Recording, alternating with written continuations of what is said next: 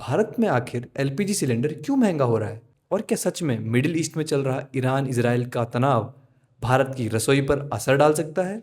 आज मैं आपको एक ऐसी सच्चाई से वाकिफ कराने वाला हूं जो सिर्फ गैस सिलेंडर तक ही सीमित नहीं है। यह ग्लोबल पॉलिटिक्स, तेल के रास्तों और भारत की एनर्जी सिक्योरिटी के बारे में है।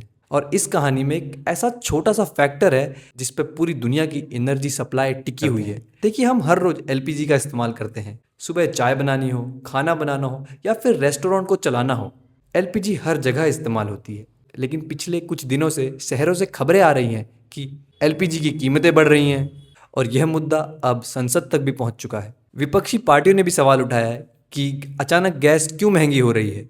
लेकिन अगर हम इसे गहराई से देखें तो यह सिर्फ भारत की कहानी ही नहीं है, यह पूरी दुनिया की एनर्जी पॉलिटिक्स से रिलेटेड है। और इसका सबसे बड़ा कारण है मिडिल ईस्ट में चल रहा ईरान इजराइल के बीच का तनाव। आप में से कई लोग यह सोच रहे होंगे कि इसमें भारत का क्या लेना देना। लेना देना है, क्योंकि भारत का मिडिल ईस्ट से बहुत सीधा कनेक्शन है। पूरी दुनिया का काफ़ी सारा तेल मिडिल ईस्ट से ही आता है और भारत भी अपनी ज़रूरत का लगभग 85% बाहर से इंपोर्ट करता है। मतलब अगर मिडिल ईस्ट में कुछ भी छोटी घटना घटती है तो इसका सीधा असर पूरी दुनिया पर नजर आता है। ग्लोबल ऑयल मार्केट तुरंत रिएक्ट करता है, तेल की कीमतें बढ़ने लगती हैं, कंपनियां सप्लाई को लेकर कॉशियस होने लगती हैं और इसका असर धीरे धीरे हमारे घर पर उपयोग हो रही एलपीजी पर दिखने लगता है। और अब यहाँ आता है एक इंटरेस्टिंग फैक्ट। दुनिया का बहुत ज्यादा तेल एक छोटे से समुद्र के रास्ते से निकलता है जिसका नाम है स्ट्रेट ऑफ हरमाज। यह मिडिल ईस्ट में एक बहुत ही नैरो सा समुद्र का रास्ता है जो कि यूएन की गाइडलाइंस के हिसाब से ईरान के हिस्से में आता है। और इस हिस्से का महत्व इतना बड़ा है कि लगभग 20% तेल दुनिया का इस रास्ते से गुजर के आता है। तो अगर सोचिए, इस रास्ते पर थोड़ी सी भी समस्या आ जाए तो पूरी दुनिया की एनर्जी सप्लाई पर असर पड़ेगा।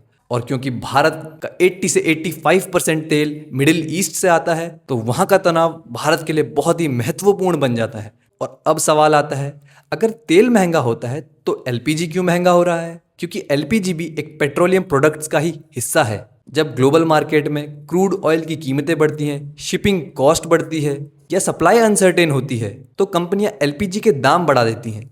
और यही वजह है कि भारत में अभी एलपीजी सिलेंडर की कीमतें बढ़ने की खबर आ रही हैं।